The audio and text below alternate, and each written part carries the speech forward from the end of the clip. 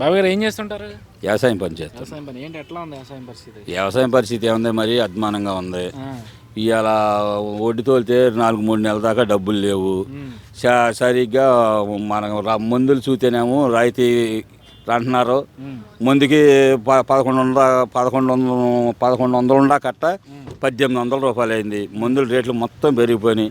ఇదివరకు 10 సెంట్లకి 20 సెంట్లకి కూడా మందు ఉండేది. ఇవాళ ఎకరానికే మందు. అందులో తీసుకెళ్ళి 10 సెంట్లు కొట్టుకోవాలంటే ఎకరం ముందు తీసుకెళ్ళి ఆ పక్కన పడేసుకోవటం, మళ్ళీ కొట్టాలంటే కొత్త మందు కొట్టాలి.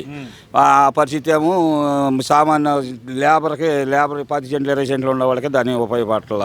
రైతు భరోసా ఇస్తున్నాను లేదా అది ఇస్తున్నా ఇది ఇస్తున్నా అని చెప్పుకుంటున్నారు ప్రభుత్వం. రైతు భరోసా అంటే మామూలుగా ఇస్తున్నాడు. ఎప్పుడు 13,000 ఇస్తున్నాను, 20,000 ఇస్తున్నాను అన్నాడు. కొంతమందికి పడుతుంది, కొంతమందికి పట్టలా. పడినోళ్ళు లాభపడుతున్నారు, పడినోళ్ళు నష్టపోతున్నారు. వ్యవసాయం అంతంత మాత్రంగా ఉంది ఇప్పటికి. అసలు వ్యవసాయంలో అంత లాభసాటి లేదు. లేకపోయినా మనకి మందుల రేట్లు బాగా విపరీతంగా పెరిగిపోయి కూలోళ్ళకి నాలుగోళ్ళకి ఇళ్ళన్నీ చూసుకునేవాడికి మనకి లాస్ట్ గడ్డి కూడా మిగిలే పరిస్థితి కనపడాల. వీళ్ళంతా వ్యవసాయం మానేసుకుని పక్క టౌన్లకి వెళ్ళి కూలి నాలుగు చేసుకుని బతుకుదామరా భగవంతుడు అని దండం పెట్టుకుంటున్నారు రైతులందరూ కూడా. పనులు కూడా లేవు, అన్ని మిషన్లు. ఇప్పుడు అంతా మిషన్లే. ఇప్పుడు గడ్డి కట్టల కొడతా కూడా మిషనే వచ్చేసింది. మామూలుగా కోత కోసేది మిషను, ఇవన్నీ మిషన్లే. కూలీ లేదు, నాలి లేదు. అందుకని పట్టణాలకు వలసపోతున్నారు జనం అందరూ. అది పరిస్థితి, జరిగే పరిస్థితి. అసలు ఈ ప్రభుత్వం మీద మీ అభిప్రాయం ఏంటి? ఈ ప్రభుత్వం ఏముంది, నేనేదో అందరికీ లాభ చేకూర్చున్నాను అంటున్నాడు. అమ్మఒడి అంటున్నాడు. 45 సంవత్సరాలకి క్రాప్ నేస్తాం అంటున్నాడు. ఇది అంటున్నాడు. 125 మందికి ఇస్తున్నాడు. ఆ నష్టం 125 మంది లాభపడుతున్నారు, 75 మంది నష్టపోతున్నారు. పరిసర సరుకుల మీద కానీ ఉండి ఇవాళ కందిపప్పు చూస్తే 200, చింతపండు చూస్తే 400, 50 రూపాయలు చూసి పెట్టు. ఆ 77 రూపాయలు ఇవ్వాల. పచారి సరుకుల మీద పడిపోయింది భారం అందరి మీద. 25 మంది లాభపడితే 75 మంది నష్టపోతున్నాం. అది ఇప్పుడు జరిగే ప్రభుత్వం తీరు జరిగేది. 99% పూర్తి చేసేసానని చెప్పుకుంటున్నారు. పూర్తి చేశానని చెప్తున్నాడు.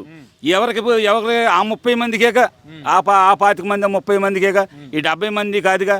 వాళ్ళకే పూర్తి అవుతున్నాయి. వాళ్ళకే అమ్మఒడి అంటే ఇప్పుడు 110 మంది పిల్లలు 10 మంది పిల్లలు వెళ్తున్నారు, వాళ్ళకే అమ్మఒడి. ఈ కాపు నేస్తం అంటే 45 సంవత్సరాలు అంటే 125 మంది 30 మంది వీళ్ళకే కదా. ఇంకా కతిమ వాళ్ళకి లేదు కదా. ఇంకా వాళ్ళే కదా లాభపడేవాళ్ళు, వాళ్ళే కదా.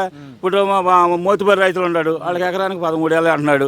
వాళ్ళకే వేస్తున్నాడు, వాళ్ళకే లాభపడుతున్నాయి. వాళ్ళ ఇంట్లోనే 4-5 పథకాలు వెళ్తున్నాయి, వాళ్ళే లాభపడుతున్నారు. కానీ ఈ 70 మంది లాభపడలేదు కదా. ఆ 70 మంది నరకం అనిపిస్తానున్నారుగా ఇవాళ. అంటే మరి జగన్మోహన్ రెడ్డి చెప్తున్నాడు, చంద్రబాబు నాయుడు పేరు చెప్తే ఏ పథకం గుర్తొస్తుంది, నేనేమో ఇన్ని పథకాలు ఇస్తున్నా అని చెప్తా ఉన్నాడు. చంద్రబాబు నాయుడు ప్రభుత్వం అంటే ఇదివరకే ఇప్పుడు ఈ డోక్రా గ్రూపులు పెట్టాడు. ఇవాళ ఈయన డోక్రా గ్రూపులు మాఫీ అన్నాడు. ఎంతమందికి న్యాయం జరిగింది? 125 మందికి న్యాయం జరిగింది. 40,000 రూపాయలు మొత్తం లోన్ మొత్తం కట్టేసి 40-30 ఏళ్ళు ఉండాలి. ఆ 30 ఏళ్ళే రద్దీ అయింది. ఒక్కొక్కరు 7 లక్షలు తీసుకున్నారు, వాళ్ళకి 7 లక్షలు రద్దీ అయింది. ఇప్పుడు ఎంతమందికి న్యాయం జరిగింది? అందులో మాత్రం 30 మందికే న్యాయం జరిగింది, 70 మంది నష్టపోయారు. ఇప్పుడు చంద్రబాబు ఉన్నాడు, గ్రూప్కి మనిషిలో గ్రూపు 10 మంది ఉంటే 10-20 వేసాడు. మొత్తం గ్రూపులు అందరికీ న్యాయం జరిగింది. రివాల్వింగ్ ఫండ్ ఇచ్చాడు, అందరికీ న్యాయం జరిగింది. ఇది న్యాయం కాదు కదా, ఇది అన్యాయమే కదా. 70 మంది అన్యాయం పడ్డట్టే కదా. దానికోసం అది అంత మాత్రం సమంజసం కాదు. సో మరి ఇన్ని చెప్తా ఉన్నారు, మరి ఆయన ఏమో 170 నేనే గెలుస్తాను ఏ విధంగా చెప్తున్నాడు అంటారు?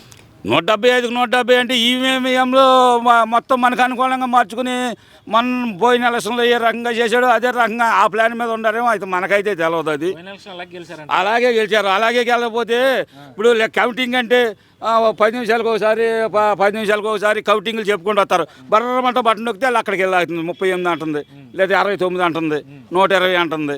మరి లెక్కింపంటే మొన్న ఎలక్షన్ జరిగింది, మన తెలంగాణ ఎలక్షన్ జరిగింది, మామూలు కౌంటింగ్ జరిగింది. ఇప్పుడు గంటకి ఒక రౌండ్ చెబుతూ ఉంటారు. అలాంటిది ఏమీ లేదు కదా మొన్న ఎలక్షన్లో. ఏమంటారు? అది ఆ రకమైన అనుకుంటున్నాం మేము. మరి ఏంటి ఇప్పుడు తెలుగుదేశం గెలుస్తుంది అంటారు అయితే ఖచ్చితంగా? తెలుగుదేశం గెలిస్తే సామాన్య మానవుడు బాధ్యతకు ఒక అవకాశం ఉంటుంది. ఇది గెలిస్తే అడుగు తినే పరిస్థితే వస్తుంది. అది మా అభిప్రాయం.